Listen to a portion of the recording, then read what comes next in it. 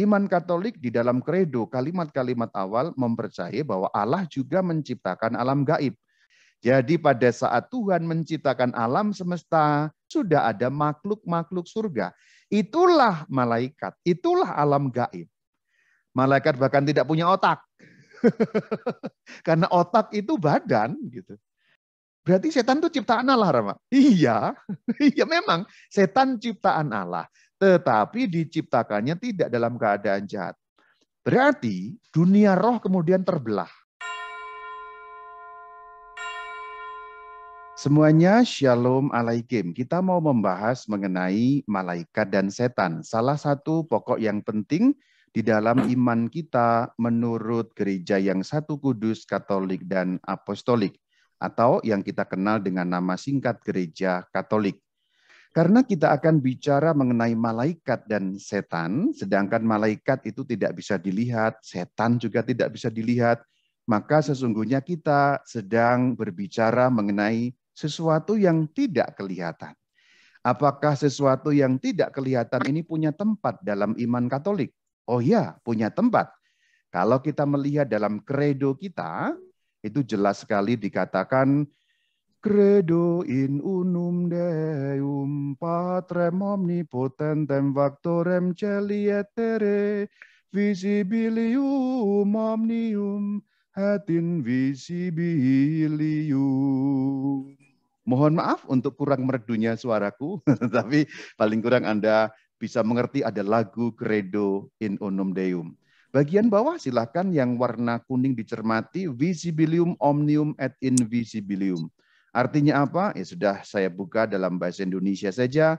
Itu artinya aku percaya akan satu Allah Bapa yang Maha Kuasa, pencipta langit dan bumi dan segala sesuatu yang kelihatan dan tak kelihatan. Silakan lihat bagian paling bawah yang kelihatan dan tak kelihatan. Berarti sesuatu yang tidak kelihatan alias gaib punya tempat dalam iman Katolik. Dan iman Katolik memang meyakini ada ciptaan Allah yang sifatnya tidak kelihatan. Kalau kita bicara mengenai yang tidak kelihatan, itu artinya yang spiritual. Spiritual berarti rohani. Rohani berarti non-material. Di dalam bahasa sehari-hari kita menyebutnya gaib. Gaib itu artinya non-material. Maka ketika kita mengatakan alam gaib, itu alam yang tidak kelihatan. Jadi sesungguhnya kalau kita bicara mengenai malaikat dan setan, otomatis kita akan bicara mengenai alam gaib. Jadi sekarang kita akan bicara juga mengenai alam gaib itu seperti apa. Pendek kata, iman Katolik di dalam kredo kalimat-kalimat awal mempercayai bahwa Allah juga menciptakan alam gaib. Allah juga menciptakan sesuatu yang tidak kelihatan. Rujukan pertama yang dapat kita lihat di dalam ajaran Gereja Katolik adalah Katekismus Gereja Katolik pada nomor ke-327. Nomor atau artikel itu sama. Katekismus Gereja Katolik disingkat KGK. Mari kita lihat. Demikian bunyinya. Allah mengadakan pada awal segala waktu sekaligus dua ciptaan dari ketiadaan. Yang rohani dan yang jasmani, yaitu malaikat dan dunia. Dan sesudah itu yang manusiawi, yang boleh dikatakan sekaligus terdiri dari roh dan badan. Kita cermati perlahan-lahan kalimat pengajaran gereja ini. Pertama silahkan lihat bagian yang saya cetak warna kuning. Dua ciptaan. Dua ciptaan itu bukan hanya dua dalam arti dua gitu ya, tetapi dalam arti dua jenis ciptaan. Dua jenis ciptaan yang dimaksud apa? Lanjutan, yang rohani dan yang jasmani. Yang rohani disebut malaikat, yang jasmani disebut dunia. Yang spiritual itu rohani, itu malaikat. Yang jasmani, material itu disebut dunia. Kemudian datang yang belakangan namanya manusia, yang manusiawi. Jadi penciptaan itu urutannya demikian. Yang rohani, yang jasmani, dan yang rohani sekaligus. Jasmani atau manusia. Perhatikan bahwa manusia terdiri dari roh dan badan. Maka ciptaan memang hanya ada dua jenis, yaitu jasmani dan rohani. Ada yang jasmani murni, ada yang rohani murni, ada yang gabungan keduanya. Jadi kita bukan makhluk yang rohani murni, kita juga bukan makhluk yang jasmani murni, kita makhluk gabungan keduanya. Kita roh ada dalam diri kita, jiwa ada, roh sama dengan jiwa, badan atau tubuh juga ada. Kalau malaikat itu roh murni, kalau dunia itu adalah materi murni. Akan kita lihat dua jenis ciptaan kalau saya gambar kira-kira akan seperti ini. Yang rohani adalah malaikat, yang jasmani adalah dunia. Kita sudah lihat. Jadi sesungguhnya manusia berada di keduanya. Kita disebut makhluk rohani karena punya roh. Sekaligus kita makhluk jasmani karena punya badan. Kita disebut seluruhnya jasmani tidak bisa, kita disebutnya seluruhnya rohani tidak bisa. Jadi kita makhluk rohani sekaligus jasmani. Tetapi malaikat itu 100% rohani.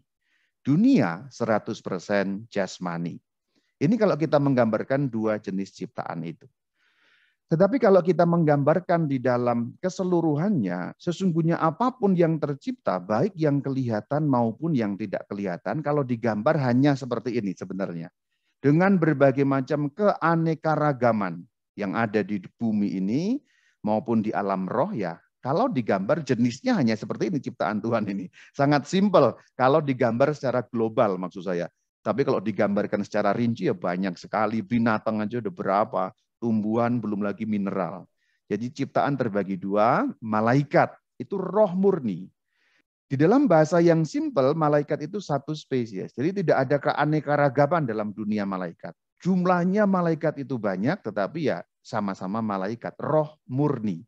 Jadi tidak ada perbedaan. Maksudnya kalau manusia itu kan ada manusia yang hitam, ada yang putih, ada yang kuning, ada yang merah, macam-macam ya, manusia saja. Binatang juga spesiesnya berbagai macam.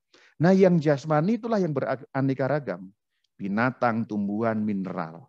Binatang, tumbuhan, mineral ini jasmani murni. Mereka tidak punya roh, mereka tidak punya jiwa. Tapi mereka punya daya hidup jasmani.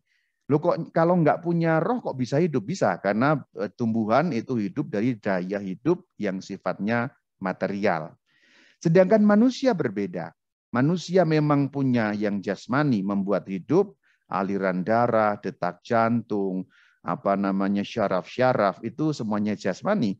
Tetapi dalam diri manusia juga ada roh. Maka digambarkan ini ada campuran antara warna ungu dan warna coklat ya untuk menggambarkan di sini. Mineral itu ya berarti batu, pasir, zat-zat kimia itu semuanya mineral. Tumbuhan kita tahu itu flora, fauna, binatang. Ini keseluruhan ciptaan kalau digambar secara umum seperti ini. Kemudian kalau kita melihat urutannya, ini tadi kan susunannya, susunan ciptaan begini. Sekarang urutannya, supaya kita juga tahu bagaimana awal mula penciptaan itu dimulai dari ciptaan yang mana dulu. Penciptaan yang pertama adalah penciptaan malaikat. Jadi yang pertama diciptakan itu yang rohani dulu. Itulah dunia malaikat. Jadi sebelum ada dunia ini, sebelum ada alam semesta yang terlihat ini, malaikat sudah diciptakan lebih dulu. Baru kemudian menyusul penciptaan dunia atau yang jasmani. Ini belum ada manusia. Berarti yang lain-lain ada lebih dulu. Batu ada lebih dulu, pasir ada lebih dulu, zat-zat kimia ada lebih dulu, termasuk juga binatang dan tumbuhan. Maka ketika Alkitab, yaitu kitab Kejadian, menceritakan bagaimana urutan penciptaan, maka binatang-binatang dan tumbuhan ada lebih dulu daripada manusia. Inilah urutan penciptaan dunia jasmani. Manusia diciptakan terakhir yang merupakan gabungan keduanya, jasmani dan rohani, itulah kita manusia. Jadi di dalam urutan penciptaan, kita ini anak bungsu dalam urutan penciptaan. Yang paling awal, anak sulung, bahasa simpelnya, itu malaikat. Anak tengah itu dunia. Tumbuh-tumbuhan, binatang, materi, mineral itu kakaknya kita ya. Kita ini bungsu terakhir. Tapi memang makhluk yang paling lengkap. Rohani ada, jasmani ada. Inilah urutannya. Dan warna hitam garis melintang ke bawah yang saya gambar itu menunjukkan adanya waktu. Itu batas waktu. Maksudnya adalah penciptaan malaikat itu sebelum adanya waktu.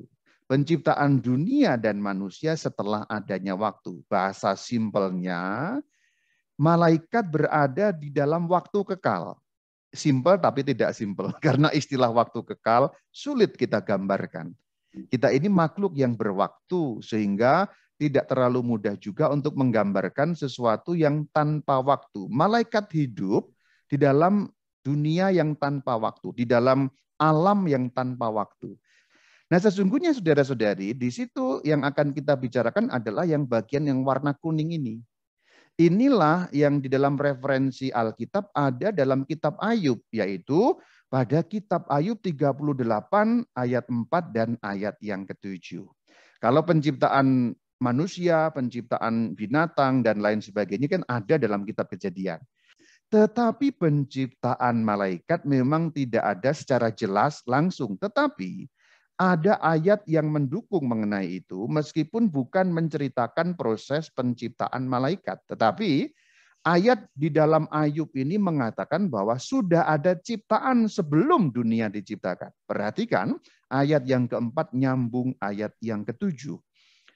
Ini perkataan Tuhan Allah. Tuhan menjawab Ayub. Jadi ini perkataan Tuhan kepada Ayub. Di mana engkau? Engkau di situ Ayub ketika akunya Tuhan Allah meletakkan dasar bumi. Ceritakanlah kalau engkau mempunyai pengertian. Jadi ini Tuhan mengatakan, kamu Ayub ada di mana ketika aku menciptakan dunia? Kamu kan belum ada. Ini konteksnya adalah gugatan Ayub konteksnya. Tetapi kemudian menerangi kita mengenai bahwa sudah ada ciptaan sebelum bumi, sebelum alam semesta. Jadi ketika Allah meletakkan dasar bumi, maksudnya ketika Allah menciptakan dunia ini.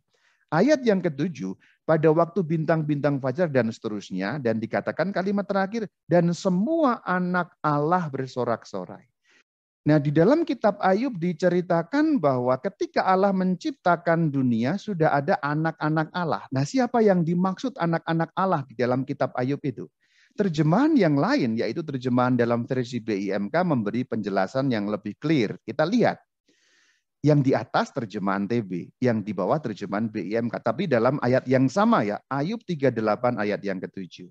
Pada waktu bintang-bintang dan seterusnya, perhatikan yang dicetak warna kuning. Makhluk-makhluk surga. Nah, itu dia.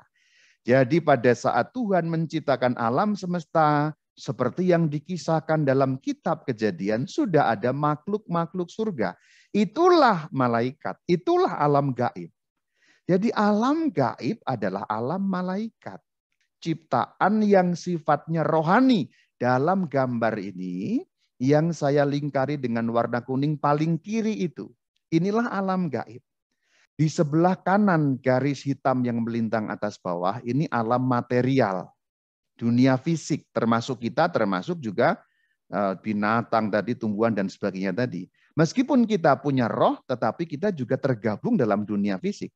Kita disebut makhluk rohani, iya. Disebut makhluk fisik, iya. Tetapi malaikat itu murni gaib.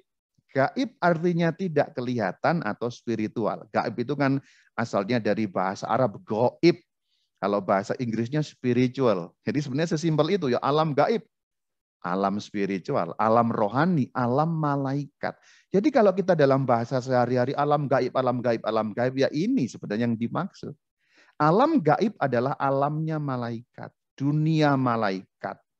Alam malaikat yang tidak punya wujud. Nanti akan lebih jelas lagi dalam beberapa penjelasan yang lebih rinci. Sekarang ini dulu, bahwa yang tidak kelihatan yang dimaksud dalam kredo tadi, yang menciptakan yang kelihatan dan tidak kelihatan. Sesungguhnya inilah yang dimaksud. Atau kalau mau diuraikan, aku percaya akan satu Allah, dan seterusnya, pencipta langit dan bumi dan seterusnya, berarti pencipta mineral, tumbuhan, binatang, manusia, dan para malaikat. Itu yang dimaksud uraiannya dari aku percaya yang mengatakan percaya pada Allah yang menciptakan juga yang tidak kelihatan. Jadi ini yang kita bicarakan. Maka berkaitan dengan tema kita malaikat dan setan sama dengan dunia alam gaib. Siapa itu setan? Malaikat juga, tapi malaikat yang jatuh. Ini pengantar awalnya begitu dulu, nanti akan lebih rinci di bagian belakang. Maka selanjutnya kita bicara dulu dan mengenal bagaimana, apa, siapa malaikat itu. Hal pertama yang dapat kita tanyakan, malaikat diciptakan Tuhan dari bahan apa? Menurut Alkitab, manusia kan bahannya jelas ya, debu tanah. Kemudian ditiup dengan roh Allah atau nafas hidup menjadi hidup. Tetapi malaikat diciptakan dari bahan apa? Ini akan terjawab kalau kita ingat urutan penciptaan yang di bagian depan tadi.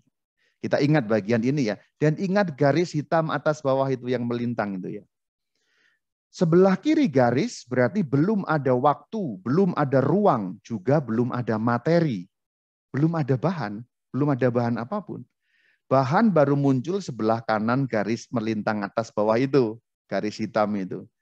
Karena bahan materi baru ada dengan penciptaan dunia material, kan begitu.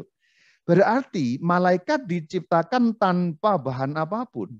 Itulah yang dikatakan di dalam KGK 327. Berarti kalau ada cerita di luar sana atau mitos atau legenda atau apapun yang Anda pernah dengar, malaikat itu dari api, malaikat itu dari ini, malaikat itu dari bahan-bahan tertentu, itu bukan ajaran Gereja Katolik. Sebab ajaran Gereja Katolik mengajarkan bahwa malaikat diciptakan tanpa bahan apapun. Begitu Tuhan mengatakan jadilah malaikat, maka jadi seperti itu. Karena memang belum ada bahan. Penciptaan bahan atau materi baru setelahnya kan. Itulah yang disebutkan dalam KGK 327. Bunyinya begini. Allah mengadakan pada awal segala waktu sekaligus dua ciptaan dari ketiadaan. Nah, bagian dari ketiadaan itu Anda garis bawahi. Sudah saya beri dengan warna kuning. Dari ketiadaan. Ini mengulang kalimat yang sudah awal tapi penekanannya yang berbeda. Di sini kita mendapatkan penekanan bahwa Allah menciptakan dari apa? Dari ketiadaan. Di dalam istilah teologi Gereja Katolik itulah yang dinamakan creatio ex nihilo yang di atas ditulis itu ya. Creatio penciptaan ex dari nihilo tidak ada. Berarti penciptaan dari tidak ada apapun. Artinya di sini malaikat diciptakan tanpa materi apapun, tanpa bahan apapun. Hanya Allah bersabda, jadi malaikat, maka terjadilah malaikat.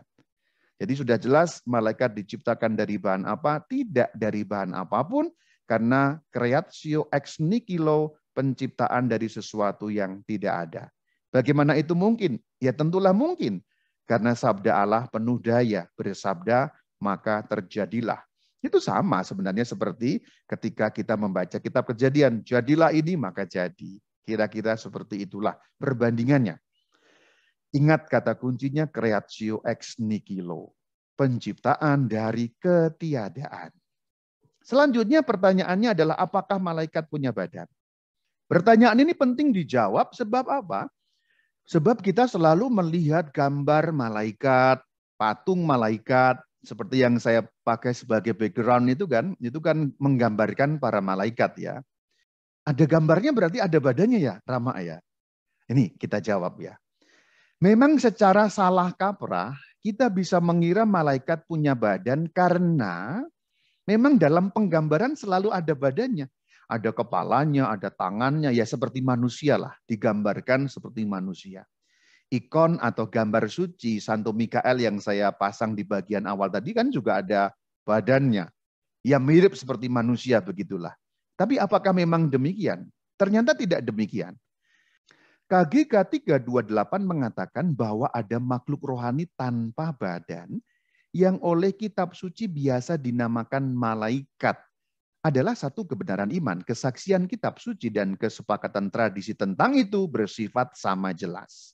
Perhatikan yang dicetak warna kuning.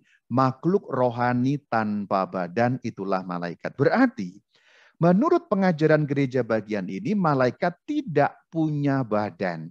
Karena dikatakan makhluk rohani murni. Berarti mereka roh murni. Roh murni artinya tidak punya materi. Pertanyaan selanjutnya, kalau mereka tidak punya badan, kenapa ada banyak gambar malaikat seperti itu? Nah, itulah yang disebut penggambaran. Jadi malaikat tidak seperti itu. Malaikat tidak punya mata, malaikat tidak punya kepala, malaikat tidak punya mulut, malaikat tidak punya tangan, malaikat tidak punya kaki.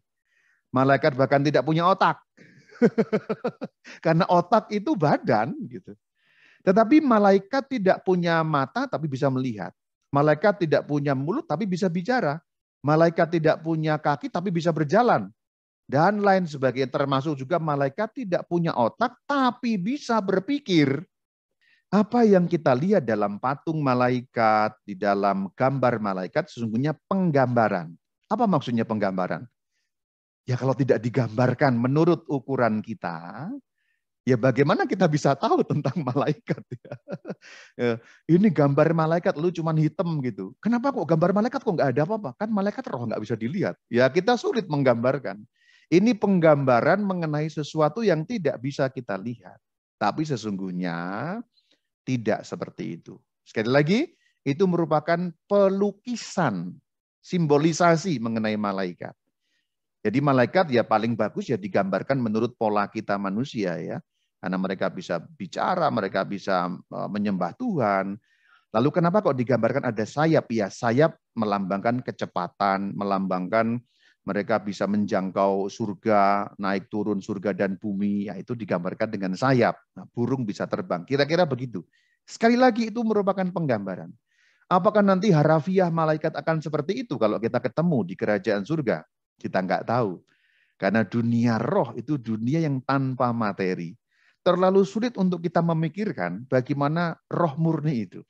Itu menjadi problem filosofis yang misterius sampai sekarang kita nggak pernah tahu. Maka daripada pusing memikirkan itu, kita terima saja penggambarannya seperti ini. Gitu. Itulah gambaran malaikat. Bukan aslinya malaikat. Lalu pertanyaan selanjutnya yang perlu kita jawab adalah terkait bagaimana keadaan malaikat. Keadaan itu maksudnya kalau manusia kan keadaannya bagaimana? Oh material, oh ada matanya, gini, sifatnya seperti apa? Nah itu maksudnya keadaan itu seperti itu. Pengajaran gereja sangat jelas di dalam KGK 330. Kita akan lihat seperti ini. Sebagai makhluk rohani murni, diulang kembali di keterangan di bagian ini, makhluk rohani murni, mereka yang dimaksud malaikat mempunyai akal budi dan kehendak. Mereka adalah wujud pribadi dan tidak dapat mati. Mereka melampaui segala makhluk yang kelihatan dalam kesempurnaan. Cahaya kemuliaannya membuktikan itu. Ada 3 poin utama yang terkait dengan kalimat ini. Poin yang pertama, akal budi dan kehendak. Yang saya garis dengan warna kuning. Berarti malaikat punya akal budi. Bisa mikir gampangnya. Kehendak bisa ingin sesuatu. Poin yang kedua, pribadi dan tidak dapat mati. Apa maksudnya pribadi? Personal. Ada personanya, ada personalitinya. Tidak dapat mati berarti immortal. Yang ketiga, mereka melampaui segala makhluk yang kelihatan. Kita lihat poin per poin. Jadi poin pertama, malaikat itu punya akal budi dan kehendak. Meskipun tidak punya otak, malaikat bisa berpikir. Itulah yang dimaksud akal budi. Akal budi, bahasa gampangnya pikiran, bahasa simpelnya. Bisa memikirkan sesuatu, bisa punya kecerdasan. Simpelnya begitu. Jadi malaikat pun juga punya kecerdasan. Mereka juga bisa berpikir. Mereka juga bisa menimbang-nimbang. Ini baik, ini buruk, harus bagaimana, harus ini atau itu, ke kanan atau ke kiri. Seperti kita semua bisa memikirkan banyak hal atau semua hal menggunakan akal budi kita. Yang nomor 2, kehendak. Kita ingin ikut seminar tertentu, itu kehendak namanya. Kita mau sesuatu kita lakukan. Kita meniatkan sesuatu, itu kehendak. Keinginan bahasa sehari-harinya.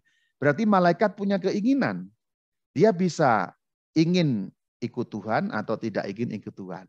Disitulah nanti baru pengertian mengenai malaikat perlu kita dalami untuk mengerti tentang setan. Karena sesungguhnya setan adalah malaikat juga. Maksudnya, apapun yang ada pada malaikat akan ada pada setan.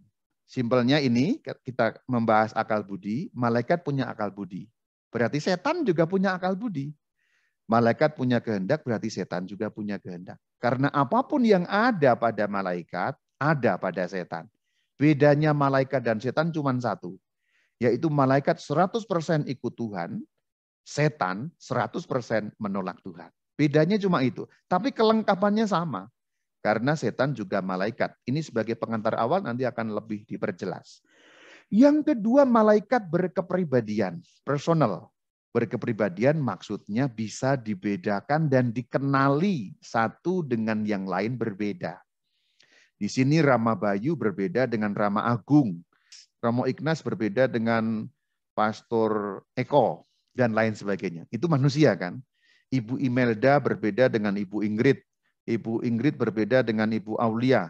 Ibu Aulia berbeda dengan Ibu Ratna dan lain sebagainya. Bisa dikenali. Itulah juga malaikat, personal, ada pribadinya.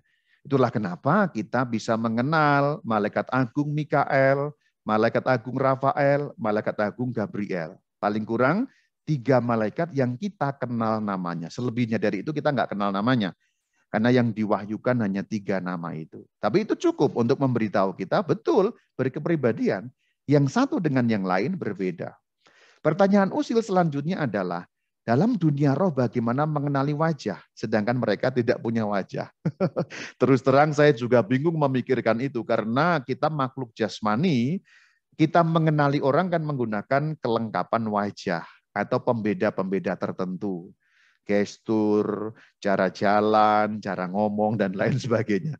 Tapi malaikat yang rohani murni bagaimana ya? Saya juga nggak ngerti persis, karena saya juga tidak bisa mengakses dunia roh. Semua kita nggak bisa mengakses dunia roh murni sampai nanti saatnya kita masuk pada alam rohani pada saat kita mati.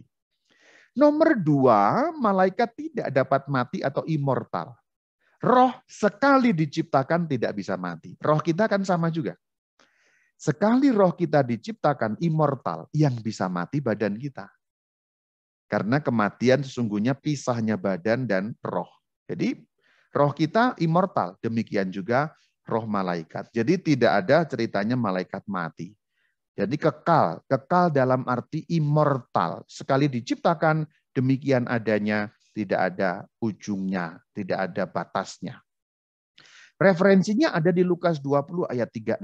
Dikatakan tidak dapat mati lagi mereka sama seperti malaikat-malaikat. Ini mengenai keadaan orang yang telah dibangkitkan atau orang yang telah meninggal dunia. Sama seperti malaikat dalam hal apa? Dalam hal tidak dapat mati. Jadi immortal. Itu ada landasan Alkitabnya yang sangat kuat.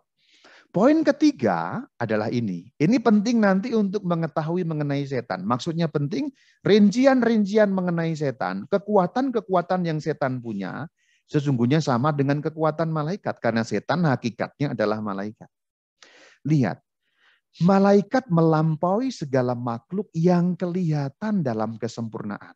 Jadi ajaran gereja mengajarkan malaikat melampaui makhluk yang kelihatan. Kita ini makhluk yang kelihatan. Punya akal budi. Malaikat punya akal budi. Tetapi akal budinya malaikat itu jauh melebihi kita dalam hal kesempurnaannya. Bahasa simpelnya begini. Kalau di dunia ini ada ditemukan manusia paling pinter sepanjang segala abad, manusia yang paling pinter, intelijensinya paling tinggi, kecerdasannya paling hebat itu, dibandingkan malaikat yang paling bodoh, tidak akan lebih pinter si manusia. Ini perbandingan simpel. Tidak ada malaikat yang bodoh, tapi ini cara saya memberikan gambaran jelas dan gampang. Malaikat yang paling bodoh sekalipun akan jauh lebih pintar daripada manusia yang paling pintar seluruh dunia. Ini penggambarannya begitu. Jadi kalimat ini mengatakan melampaui segala makhluk yang kelihatan. Dalam hal apapun. Kalau orang itu harus menghitung, malaikat tanpa menghitung sudah tahu. Nah gitu, kira-kira begitu. Kalau lomba matematika, malaikat pasti menang. Akal budinya melampaui itu. Itu mengenai dunia malaikat.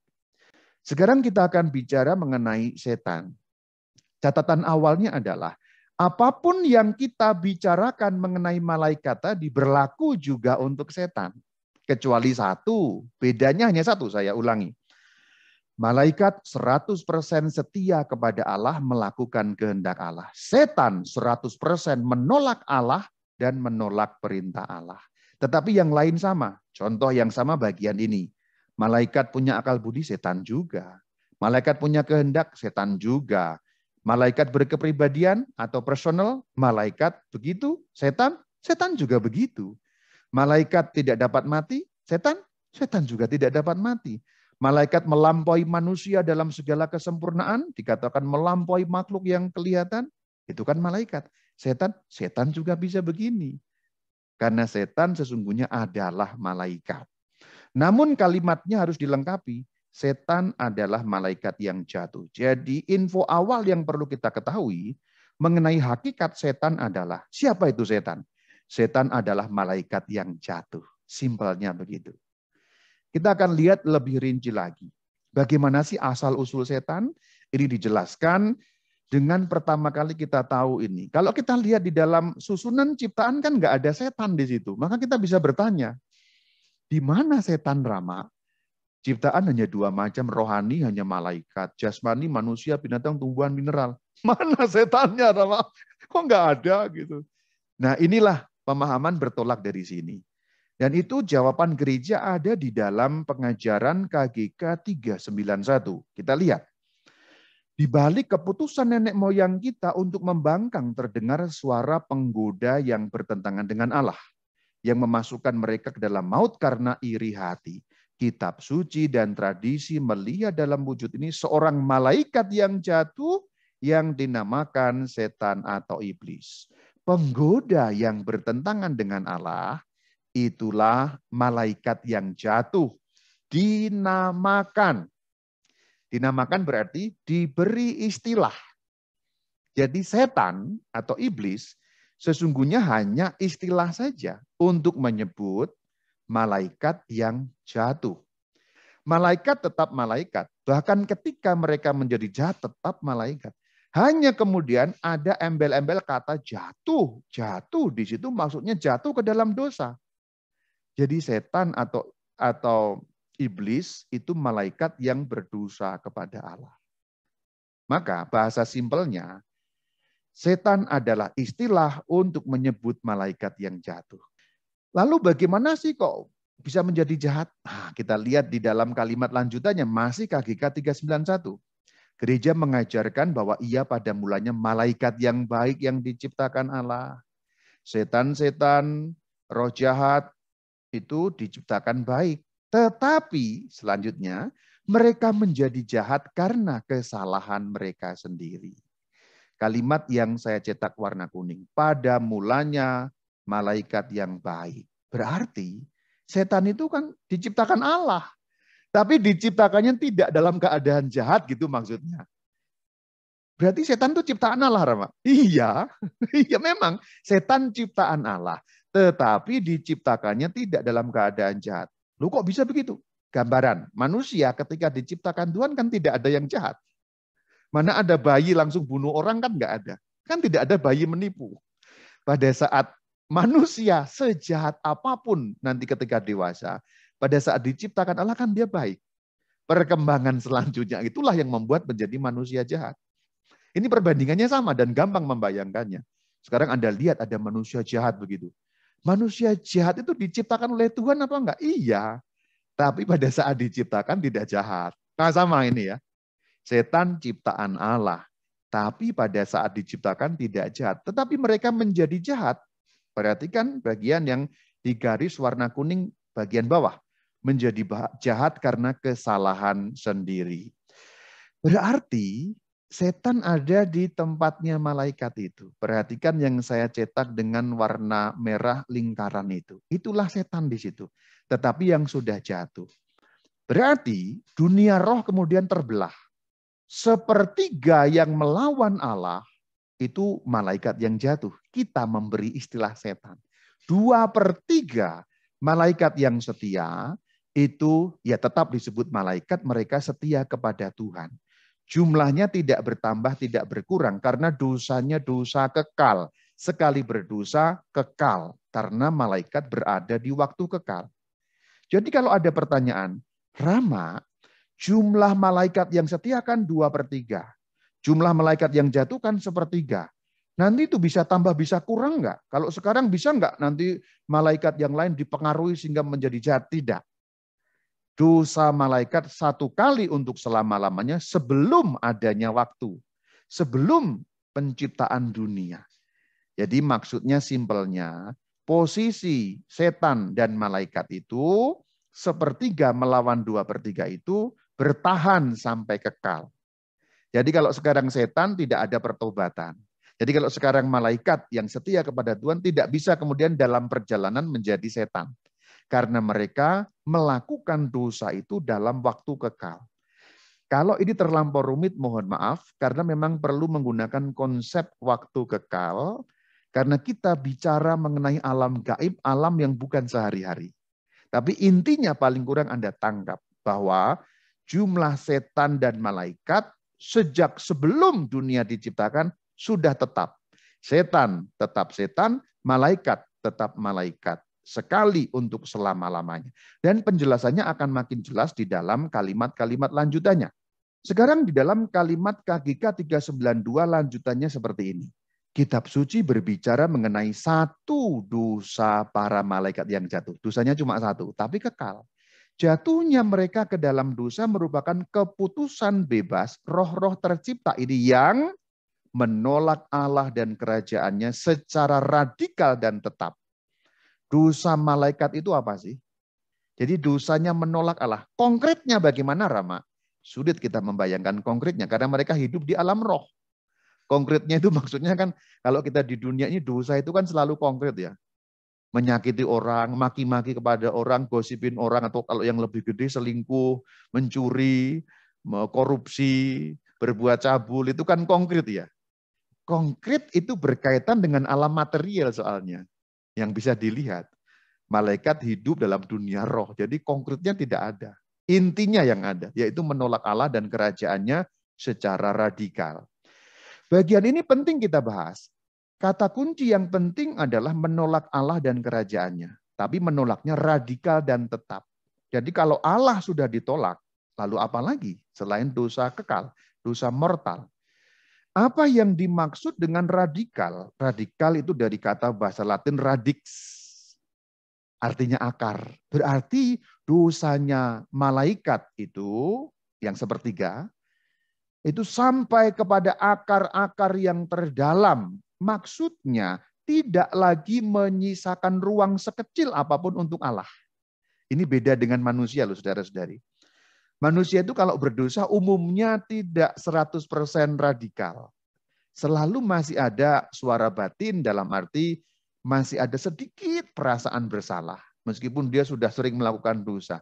Ada dalam hatinya hati nurani yang mengatakan ini sebenarnya salah. Jadi ada bagian tertentu kalau bahasa gampangnya di sudut yang terdalam masih ada Allah, suara Allah. Itu kalau manusia. Tapi kalau setan yang sebenarnya malaikat tadi tidak demikian. Tetap artinya kekal. Berarti dosanya malaikat yang sepertiga tadi satu kali langsung kekal. Dosa satu kali tidak bisa ditarik kembali. Itulah yang disebut tetap.